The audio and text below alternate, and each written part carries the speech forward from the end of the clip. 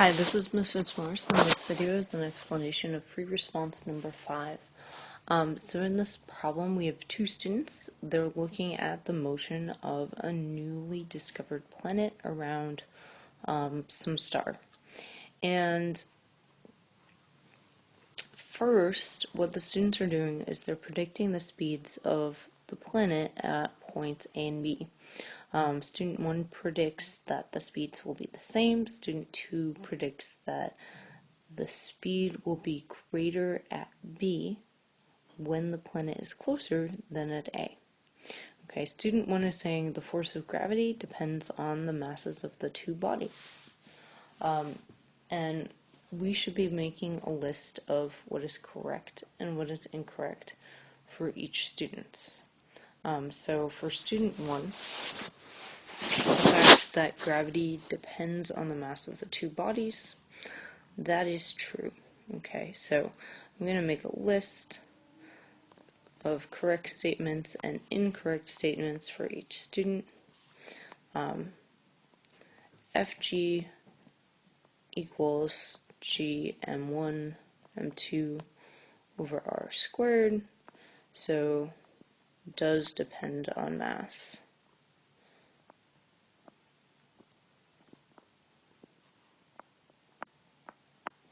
Okay, so student 1 is also saying, since gravity is the only force acting, and it's correct that Fg is the only force, it acts as a centripetal force. Now it's true, Fg does point towards the star,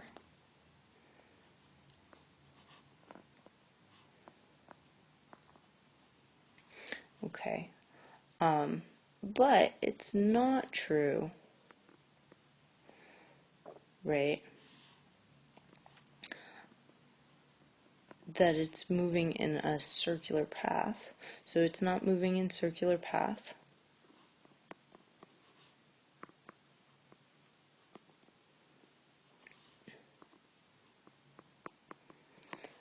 So Fg is not constant.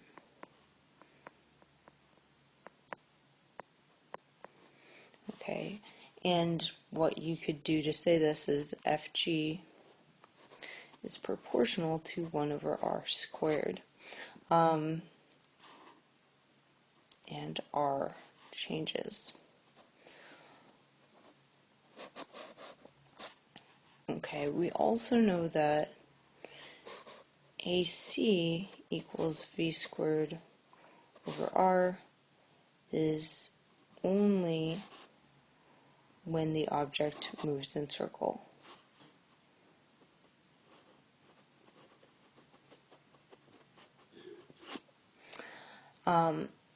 For student 2 is saying you're forgetting the orbit is elliptical. Okay, so it is true that the orbit is elliptical. The distance separating the two bodies is smaller in B than A, so gravitational potential energy will be smaller in B than A. So that is correct, since gravitational potential energy, actually I'm just going to call it UG, does depend on radius and is smaller at B than A.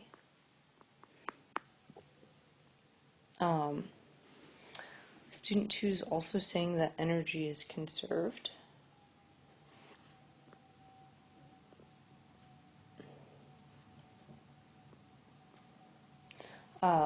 Because there are no forces acting within the system.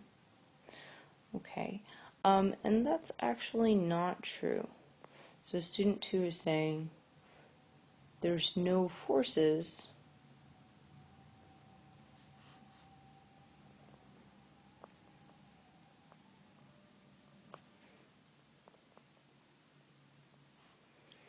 because we have FG. Okay, that doesn't actually impact conservation of energy, okay, because UG is sort of taking FG into account, but still that's an untrue statement. Alright, in part B, what they're asking us to do is to look at these 6 equations and first identify which equation best supports student 1's reasoning, so we'll figure that out. And then 2, which equations best support student 2's reasoning. Okay, so student 1's reasoning is best supported by these 2 equations, number 1 and number 5. Fg equals gmm over r squared, and the reason is Fg is proportional to the 2 masses, which don't change.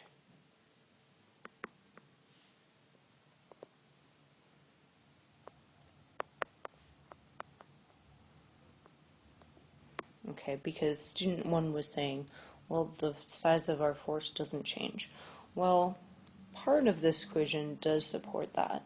The second thing that supports student 1's equation is the idea that sigma Fc equals mv squared over r, since v is proportional to the square root of Fc if Fc is constant, which we know it isn't, but if it is, then v is constant. Or at least that's the idea.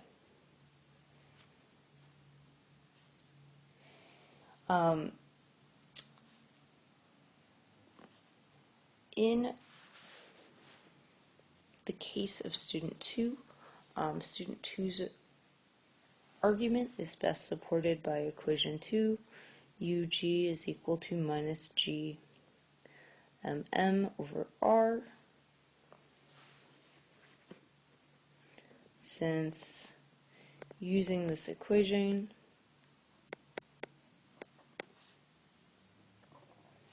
Ug at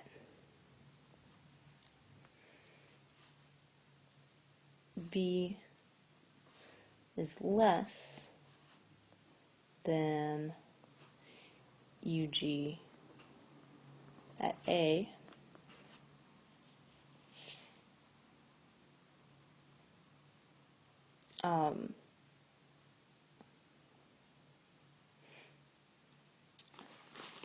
student 2's second equation is the kinetic energy equation, K equals 1/2 mv squared,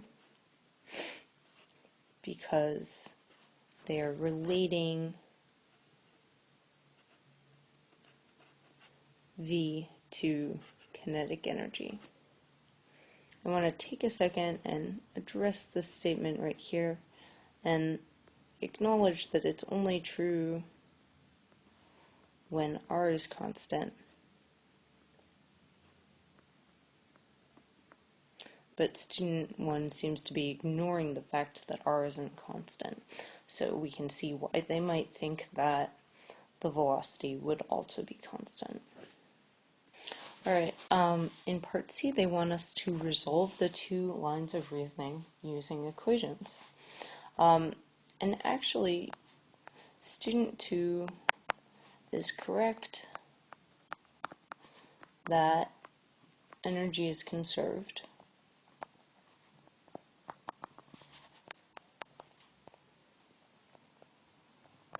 So we have sigma E at point A has to be equal to sigma E at point B. And at both places we have UG, so we have UGA plus kinetic energy at point A, and we have kinetic energy, UGB plus KB.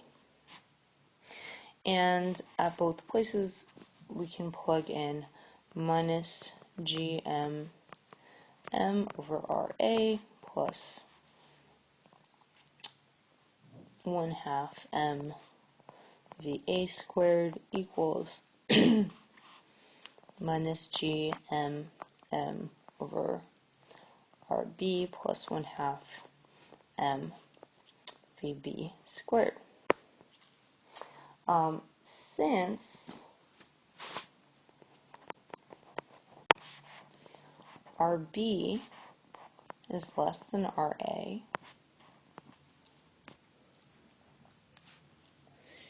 UGB is less than UGA. Okay, and I'm actually going to ignore this step for a second. So what that means is if I took this equation, I know that UGA minus UGB has to be greater than 0.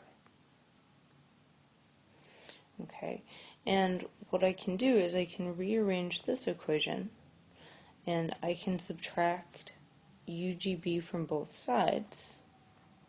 Okay, and I can get UGA minus UGB is equal to KB minus KA.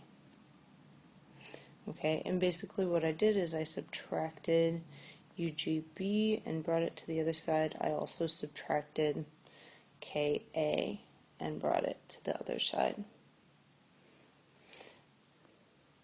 Okay, since this is greater than 0 and it's equal to this, then KB minus KA is also greater than 0. So VB must be greater than VA. Alright, so now we have kind of our argument. What we can do is look at where the points are distributed. In part 1,